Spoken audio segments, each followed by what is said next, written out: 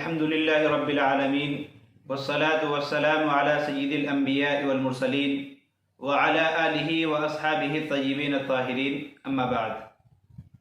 معزز ناظرین کرام، آج کی نشست میں انشاءاللہ ہم سورہ عادیات کی تفسیر سننے کی کوشش کریں گے۔ اس سورہ مبارکہ میں اللہ تبارک و تعالی فرماتے ہیں: اعوذ باللہ من الشیطان الرجیم، بسم اللہ الرحمن الرحیم، والعادیات ضبحا، کہ قسم ہے ان گھوڑوں کی جو ہانپتے ہوئے دوڑتے ہیں، فالموریات قدحا، کہ جو ٹاپ مار کر آگ جھاڑتے ہیں، فالمغیرات صبحا، کہ جو صبح کے وقت یلغار کرتے ہیں، فاثرن بہ نقعا، پھر اس وقت غبار اڑاتے ہیں، فوسطن بہ جمعا، پھر اس وقت دشمن کی فوج کے درمیان جا گھستے ہیں، ان الانسان لربہ لکنود، بے شک انسان اپنے رب کا بڑا ناشکرہ ہے، وَإِنَّهُ عَلَى ذَلِكَ لَشَهِيدٌ، اور اس کو خود بھی اس کی خبر ہے، وَإِنَّهُ لِحُبِّ الْخَيْرِ لَشَدِيدٌ، اور وہ مال کی محبت میں بڑا پکا ہے، أَفَلَا يَعْلَمُ إِذَا بُعْثِرَ مَا فِي الْقُبُورِ وَحُصِّلَ مَا فِي الصُّدُورِ، کیا اس کو وہ وقت یاد نہیں کہ جب زندہ کیے جائیں گے مردے قبروں میں ہیں اور ظاہر ہو جائے گا جو کچھ دلوں میں ہے، إِنَّ رَبَّهُمْ بِهِمْ یومئذ لخبیر، بے شک ان کا پروردگار اس روز ان کے احوال سے پورا آگاہ ہے۔ معزز ناظرین کرام، یہ سورہ عادیات ہے، اور اس سورت میں اللہ تبارک و تعالیٰ نے بنیادی طور پر جو مضمون بیان کیا ہے وہ ہے کہ انسان کی دو بری خصلتوں کو اللہ نے اس سورت میں بیان کیا ہے، کہ انسان کے اندر دو بری خصلتیں موجود ہیں۔ سب سے پہلے اللہ تبارک و تعالیٰ گھوڑے کی قسم کھا رہے ہیں، اور گھوڑے کی قسم کھا کر گھوڑے کے صفات کو بیان کر رہے ہیں، اور گھوڑے کی قسم کھا کر اس کے صفات بیان کر کے اللہ تبارک و تعالیٰ نے انسان کی دو بری خصلتوں کا ذکر کیا ہے۔ اس کے بعد آخر میں انسان کو تنبیہ کی ہے اور ڈرایا ہے کہ ان بری خصلتوں سے باز آ جائے۔ تو چلیے ہم اس کی تفسیر سن لیتے ہیں۔ اللہ تبارک و تعالیٰ فرماتے ہیں والعادیات ضبحا، اللہ تعالیٰ یہاں پر گھوڑے کی قسم کھا رہے ہیں کہ قسم ہے ان گھوڑوں کی جو ہانپتے ہوئے دوڑتے ہیں۔ یہاں پر درمیان میں ایک بات سن لیں کہ قسم جو کھائی جاتی ہے، مخلوقات کے لیے حکم یہ ہے، انسانوں کے لیے حکم یہ ہے کہ اللہ کے علاوہ کسی اور کی قسم نہیں کھا سکتے۔ انسان تو پہلے کوشش کرے کہ قسم ہی نہ کھائے، اگر کبھی مجبوری میں نوبت آ گئی تو اللہ ہی کی قسم کھانی چاہیے، اللہ کے علاوہ غیر اللہ کی قسم کھانے کی اجازت نہیں ہے۔ البتہ قرآن کریم میں جو متعدد مقامات پر اللہ تبارک و تعالیٰ نے مخلوقات کی قسم کھائی ہے تو یہ اللہ کے ساتھ ہی خاص ہے، انسانوں کو اس کی اجازت نہیں ہے۔ اور آپ کو یہ بھی معلوم ہونا چاہیے کہ قرآن جہاں بھی قسم کھا کر کسی مضمون کو ثابت کرتا ہے تو اس مضمون کے ثبوت میں اس قسم کا بڑا دخل ہوتا ہے۔ اسی طرح اللہ تبارک و تعالیٰ یہاں پر بھی گھوڑے کی قسم کھا رہے ہیں اور گھوڑے کے اچھے اوصاف کو بیان کر رہے ہیں۔ آپ کو معلوم ہے کہ گھوڑا یہ بڑا وفادار جانور ہے، بہت ہی قیمتی، نفع بخش اور کارآمد جانور ہے۔ اللہ کے نبی نے خود فرمایا کہ گھوڑے کی پیشانی میں خیر رکھ دی گئی ہے، یعنی یہ ہر زمانے میں باوقت اور ہر زمانے میں قیمتی جانور اور لوگوں کا پسندیدہ جانور رہا ہے۔ ہر دور میں اس کی وقعت رہی ہے، کبھی بھی اس کی وقعت، اس کی قیمت اور اس کی قدر و منزلت نہیں گھٹی۔ آپ دیکھ لیں کہ آج سے پہلے جو سلطنتیں قائم تھیں اور جو سرحدوں کی حفاظت ہوتی تھی وہ اسی گھوڑے کے پشت پر سوار ہو کر لوگ جنگ لڑا کرتے تھے اور اپنے ملک کی، اپنے سرحدوں کی حفاظت کیا کرتے تھے۔ پورا جنگی نظام اسی پر چلتا تھا۔ اسی طرح آج بھی سرحدوں کی حفاظت کے لیے اس کی ضرورت پڑتی ہے، آج بھی اس کی قیمت ہے، آج بھی یہ قیمتی اور پسندیدہ جانور ہے۔ تو اللہ تبارک و تعالیٰ اس جانور کے اوصاف بیان کر رہے ہیں کہ اللہ نے 5 آیتوں میں قسم کھا کر اس جانور کے اوصاف بیان کر کے انسان کی دو بری خصلتوں کو بیان کیا ہے۔ اللہ فرماتے ہیں کہ قسم ہے ان گھوڑوں کی کہ جو ہانپتے ہوئے دوڑتے ہیں، والموریات قدحا، کہ جو ٹاپ مار کر آگ جھاڑتے ہیں۔ چونکہ قرآن کے مخاطب اول عرب ہیں اور عرب کی دھرتی، عرب کی سرزمین جو ہے یہ پتھریلی ہے، پہاڑی علاقہ ہے، اور گھوڑے میں نالیں لگائی جاتی ہیں جس کی بنا پر گھوڑا جب رات میں تیز دوڑتا تو پیر پتھروں سے ٹکرانے کی وجہ سے شراریں پھوٹتی اور آگ جھڑتی۔ اسی کو قرآن نے کہا کہ جب یہ گھوڑا تمہیں سوار کر کے دوڑتا ہے تو یہ ہانپتے ہوئے دوڑتا ہے اور آگ جھاڑتے ہوئے دوڑتا ہے۔ اسی طرح آگے فرمایا فالمغیرات صبحا، کہ صبح کے وقت یلغار کرتا ہے۔ عربوں کی عادت تھی کہ جب وہ اپنے کسی دشمن پر حملہ کرتے تھے تو صبح صبح کرتے تھے۔ رات کے وقت حملہ کرنا وہ اپنی غیرت کے خلاف سمجھتے تھے، جیسا کہ آج کل ہوتا ہے کہ راتوں رات بمباریاں ہوتی ہے اور رات ہی میں حملے کیے جاتے ہیں۔ عرب جو ہے اس کو اپنی غیرت کے خلاف سمجھتے تھے، اسی لیے وہ صبح صبح حملہ کیا کرتے تھے اپنے دشمنوں پر۔ اور اس کی ایک حکمت یہ بھی ہوتی تھی کہ چونکہ صبح صبح لوگ خواب غفلت میں ہوتے ہیں، دشمن بے خبر ہو کر اپنی آرام گاہوں میں اور اپنی خواب گاہوں میں سوئے ہوتے تھے، تو یہ لوگ فوراً جا کر حملہ اور ہلہ بول دیتے تھے۔ تو اللہ تبارک و تعالیٰ فرماتے ہیں کہ جب تم اپنے دشمنوں پر حملہ کرتے ہو تو انہی گھوڑوں پر سوار ہو کر حملہ کرتے ہو۔ اور فرمایا کہ فَأَثَرْنَ بِهِ نَقْعًا، کہ اس قدر سرعت اور اس قدر تیزی کے ساتھ یہ گھوڑے دوڑ کر جاتے ہیں کہ غبار اڑنے لگتا ہے۔ آپ کو معلوم ہے صبح صبح راستہ یہ بالکل سرد رہتا ہے، اس کے باوجود یہ گھوڑے گرد و غبار اڑا رہے ہیں۔ مطلب یہ ہے کہ اس قدر تیزی اور اس قدر سرعت کے ساتھ ان کا حملہ ہے، اتنا تیز دوڑ رہے ہیں کہ جس کی وجہ سے گرد و غبار اڑنے لگا ہے۔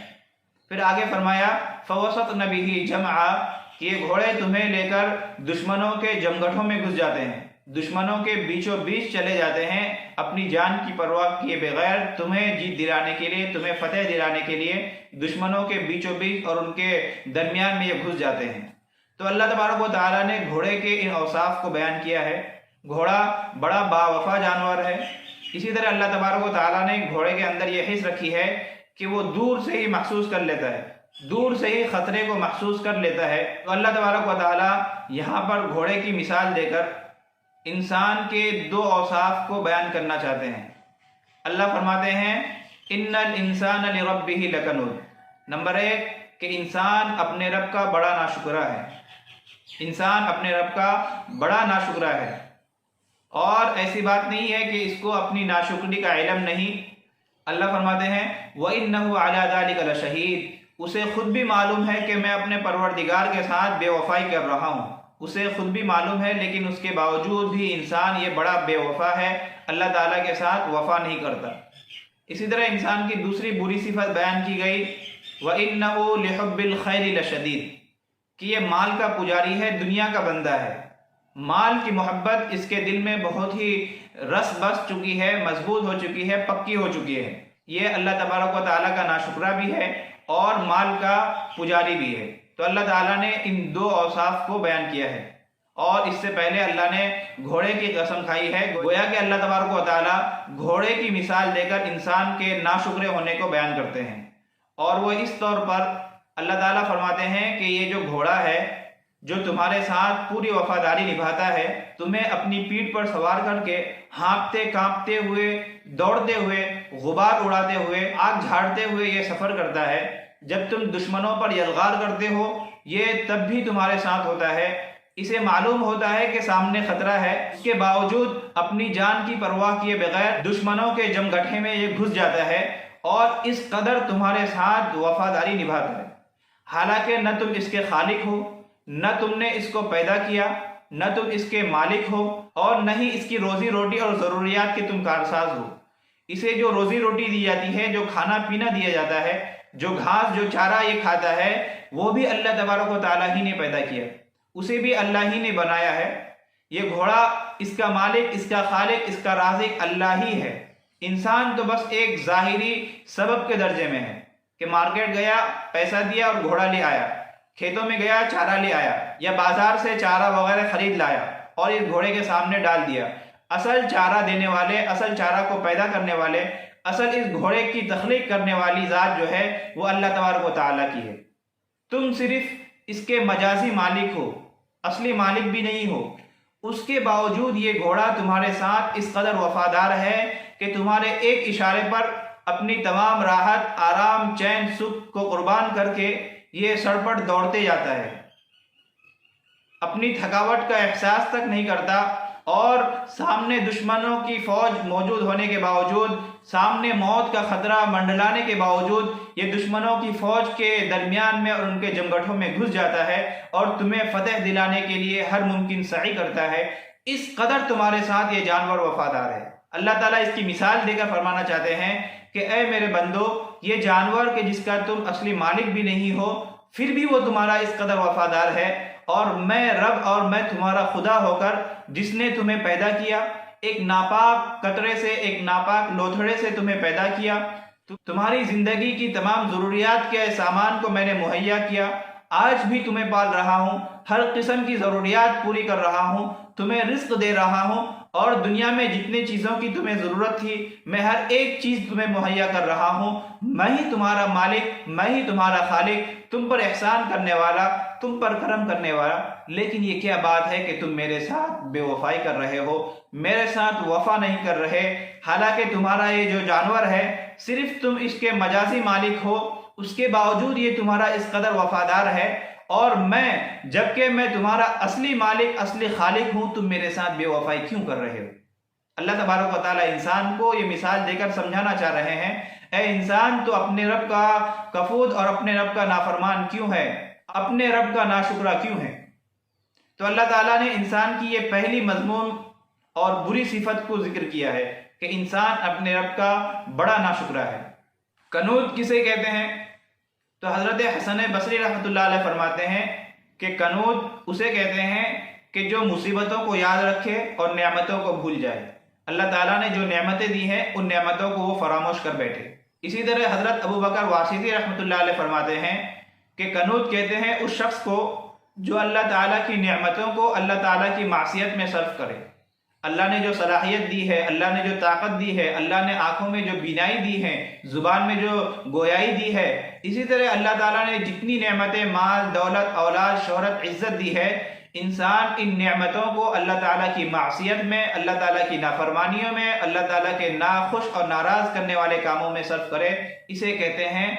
ناشکرا اور قنوط۔ کہ انسان اللہ کا بڑا ناشکرا ہے کہ اللہ تعالیٰ کی نعمتوں کو فراموش کیے بیٹھے ہے۔ اللہ تعالیٰ نے جو نعمتیں اور جو انعامات اسے دی ہے، اسے اللہ تعالیٰ کی معصیت میں صرف کر رہا ہے۔ اللہ تعالیٰ کی مرضیات میں خرچ کرنے کے بجائے اللہ تعالیٰ کی منہیات اور اللہ تعالیٰ کے منع کیے ہوئے چیزوں میں اپنی صلاحیتیں کھپا رہا ہے۔ انسان تو بڑا ناشکرا ہے، انسان تو بڑا ناشکرا ہے۔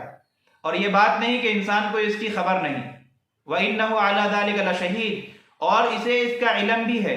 چاہے تو فی الحال معلوم ہے یا پھر بعد میں غور و فکر اور تأمل کے بعد انسان کو احساس ہو جاتا ہے۔ مثلا کوئی بھی انسان کوئی برا کام کرے، زنا کرے، چوری کرے یا کسی کا حق ہڑپ لے، تو اسے اتنا تو ضرور معلوم ہوتا ہے کہ یار میں غلط کر رہا ہوں، لیکن دنیا کی محبت میں دھت ہو کر وہ کام کر لیتا ہے۔ کچھ لمحوں کی لذت کے لیے وہ زنا کر بیٹھتا ہے، شراب پی لیتا ہے، اللہ تعالیٰ کی نافرمانی کر لیتا ہے، حالانکہ اسے معلوم ہے کہ یہ اللہ کو ناراض کرنے والے اور اللہ تعالیٰ کے غیظ و غضب کو بھڑکانے والے کام ہیں، لیکن پھر بھی وہ یہ کام کر گزرتا ہے اور اپنے رب کی ناشکری کرنے پر اٹل ہو جاتا ہے۔ تو اللہ تبارک و تعالیٰ نے یہ پہلی صفت ذکر کی ہے۔ اس کے بعد اللہ تعالیٰ نے دوسری صفت کو بیان کیا کہ وَإِنَّهُ لِحُبِّ الْخَيْرِ لَشَدِيدٌ، کہ انسان کو روپے ٹکے، مال پیسوں کی بڑی محبت ہے، اس کو مال کی بڑی محبت ہے، یہ مال کا پجاری ہے، دنیا کا بندہ ہے، حالانکہ ہم نے اسے جو پیدا کیا اور اسے جو دل بنا کر دیا، یہ دل اسی لیے دیا تھا کہ محض اس میں اللہ تعالیٰ کی محبت بسائے اور اللہ تعالیٰ کی محبت سے اس دل کو معمور کرے، لیکن اس نے اللہ کی محبت کے بجائے اس کمینی اور اس حقیر دنیا کو اس میں بھر لیا ہے۔ مال کی محبت میں یہ بالکل دھت ہو چکا ہے۔ تو اللہ فرماتے ہیں کہ انسان کی دوسری بری صفت یہ ہے کہ یہ مال کا رسیہ ہے، مال کا پجاری ہے، اور مال کی محبت اس کے دل میں بہت ہی سخت ہے، اور مال کی جو محبت ہے یہی ناشکری کا سبب ہے۔ مال کی محبت ہی کی وجہ سے انسان اپنے رب کی ناشکری کرتا ہے، اپنے رب کے نعمتوں کو فراموش کر دیتا ہے، اپنے رب کے انعامات کو بھول جاتا ہے، اور اللہ تبارک و تعالیٰ کی نعمتوں کو، اللہ تبارک و تعالیٰ کے انعامات کو اللہ تعالیٰ ہی کی معصیت میں اور اللہ ہی کو ناراض کرنے والے کاموں میں صرف کرنے لگتا ہے۔ تو مال کی جو محبت ہے یہ ناشکری کا سبب ہے۔ گویا کہ دو اوصاف اللہ نے بیان کیے اور یہ دونوں ایک دوسرے کو لازم ہیں، ایک دوسرے کے لیے سبب مسبب کے درجے میں ہیں۔ یہاں پر سوال یہ ہوتا ہے کہ اللہ تعالیٰ مال کی مذمت بیان کر رہے ہیں، اللہ تبارک و تعالیٰ انسان کو منع کر رہے ہیں کہ تم مال سے محبت نہ کرو، حالانکہ ہم دیکھتے ہیں کہ انسان کی تمام ضروریات کا مدار جو ہے وہ مال ہی پر ہے۔ اگر آپ کے پاس مال و دولت نہیں ہے تو آپ اپنے گھر والوں کو، اپنے اہل خانہ کو کیا کھلائیں گے؟ گھر والوں میں سے یا آپ ہی بیمار ہو گئے تو علاج کس طرح کریں گے؟ علاج و معالجہ کے لیے یا زندگی کی ہر موڑ پر زندگی کی تمام ضروریات کو بر لانے کے لیے مال کی اشد ضرورت پڑتی ہے۔ اس کے باوجود یہاں پر مال کی مذمت بیان کی جا رہی ہے، تو علماء نے لکھا ہے کہ اس کی وجہ یہ ہے کہ انسان کو مال اور دولت کی ضرورت ہے، دنیا کمانے کی ضرورت ہے۔ اس دنیا میں انسان جب تک رہے گا دنیا میں لگنے اور مال کمانے کی ضرورت ہے، کمائے منع نہیں ہے، لیکن ضرورت کے بقدر ہی کمائے۔ اس مال کی محبت کو اپنے دل میں بیٹھنے نہ دے، اور اسی کی یہاں پر مذمت کی گئی ہے کہ یہ وہ لوگ ہیں جنہوں نے اپنے دل میں اس مال کی محبت کو بٹھا لیا ہے، جو مال کی محبت میں بالکل اندھے ہو چکے ہیں اور اللہ تبارک و تعالیٰ کی نافرمانی کے کام تک کر گزر جاتے ہیں، اور مال کی محبت میں اس قدر دھت ہیں کہ چاہے حلال طریقے سے آئے چاہے حرام طریقے سے آئے، یہ کسی بات کی پرواہ نہیں کرتے، صرف مال مال اور مال ہی سے انہیں محبت ہے۔ جس طرح بھی مال حاصل ہو جائے، حلال طریقہ ہو حرام طریقہ ہو، یہ اس کا پاس و لحاظ نہیں رکھتے، اور یہی مذموم ہے، یہی منع ہے۔ اللہ تعالیٰ فرماتے ہیں کہ تم حلال روزگار کرو، حلال روزگار سے اور حلال طریقے سے پیسے کماؤ، لیکن اللہ تعالیٰ کی مرضیات اور اللہ تعالیٰ کے اوامر کی اور مال کے حقوق کو فراموش نہ کرو، اپنے رب کی ناشکری نہ کرو، مال کی محبت میں بالکل اندھے نہ ہو جاؤ۔ مولانا رومی رحمۃ اللہ علیہ فرماتے ہیں کہ اس کی مثال ایسی ہے کہ پانی جب تک کشتی کے باہر ہے تب تک اچھا ہے، اگر پانی کو آپ کشتی کے اندر سمو لیں گے تو آپ ہلاک ہو جائیں گے۔ اسی طرح انسان ضرورت کے بقدر دنیا کمائے، پیسہ جمع کرے، بینک بیلنس بنائے، گھر بار اور اچھی گاڑیاں لے، منع نہیں ہے، لیکن ضرورت کے حد تک۔ اس دنیا کو اپنے دل میں جگہ نہ دے اور اس دنیا کی محبت میں بالکل اندھا نہ ہو جائے، ورنہ کہیں ایسا نہ ہو کہ یہ بھی ہلاک ہو جائے۔ تو اللہ تبارک و تعالیٰ نے انسان کی ان دو بری صفتوں کو اور ان دو برے اوصاف کو بیان کیا ہے کہ نمبر ایک، انسان اپنے رب کا بڑا ناشکرا ہے،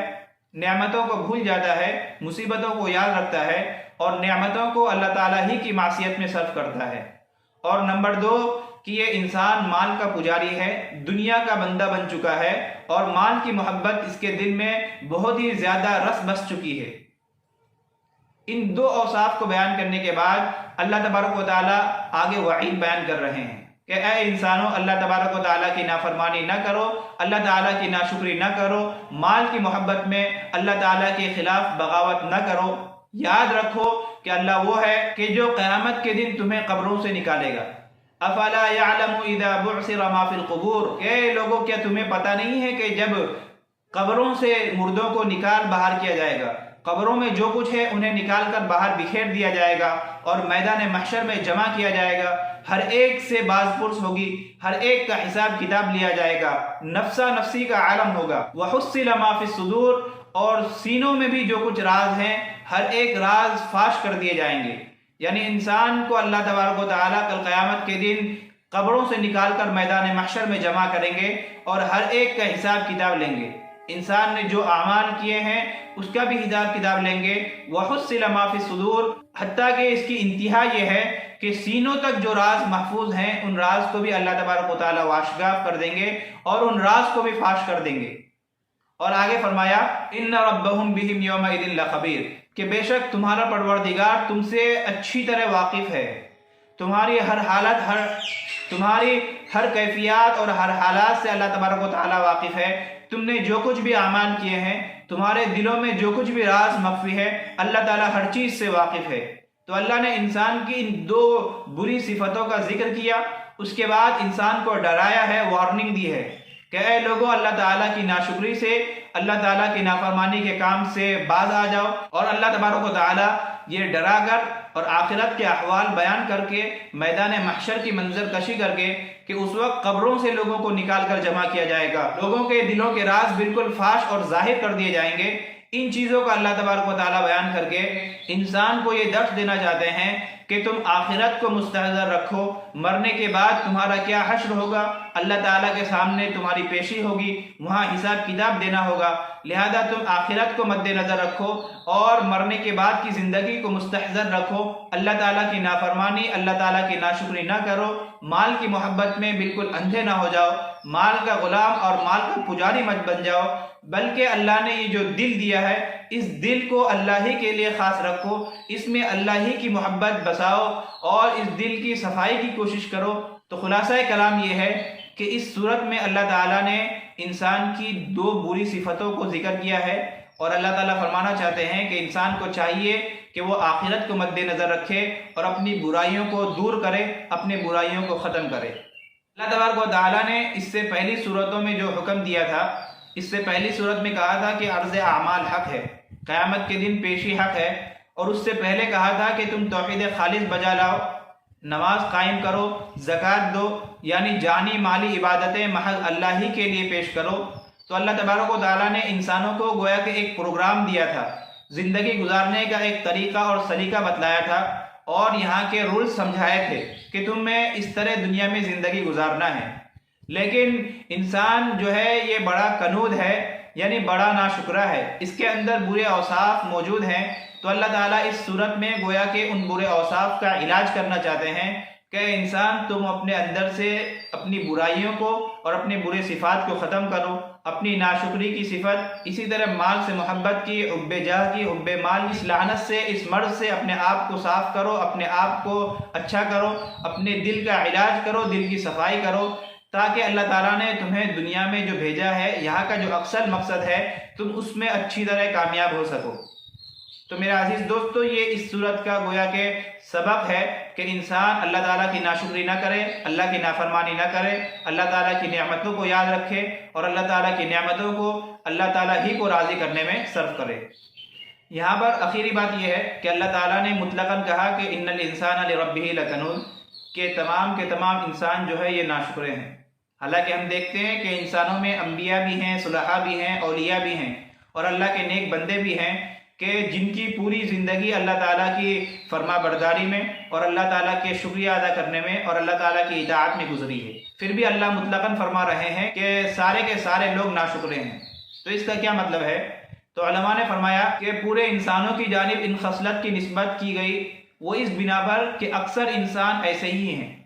انبیاء، رسول، اولیاء اور نیک بندوں کی تعداد جو ہے یہ بالکل کم ہے، اور ناشکرے لوگوں کی تعداد بہت ہی زیادہ ہے۔ اکثر لوگ ایسے ہی ہیں، اکثر لوگ ناشکرے ہی ہیں، اکثر لوگ مال کو محبوب رکھنے والے اور مال کے پجاری ہی ہیں۔ تو گویا کہ للاکثر حکم الکل، یعنی اکثر کو کل کا حکم دے دیا گیا۔ تو اکثریت کی جانب دیکھتے ہوئے اللہ تبارک و تعالیٰ نے پورے انسانوں کی جانب دونوں خصلتوں کو منسوب کیا ہے۔ اللہ تبارک و تعالیٰ ہمیں اپنا محبوب بنائے اور ہمیں اللہ ناشکروں کی فہرست سے نکال کر اپنے شکر گزار اور اطاعت شعار بندوں میں ہمارا شمار فرمائے، اور اس دنیا کی اور مال کی محبت سے ہمارے دل کو صاف کر کے ہمارے دل میں خالص اپنی معرفت اور اپنے رسول صلی اللہ علیہ وسلم کی محبت، نیک لوگوں کی محبت پیدا فرمائے۔ اللہ تبارک و تعالی ہمارا حشر نیک لوگوں کے ساتھ فرمائے اور کہی سنی باتوں پر عمل کرنے کی توفیق عطا فرمائے۔ وآخر دعوانا ان الحمد للہ رب العالمین۔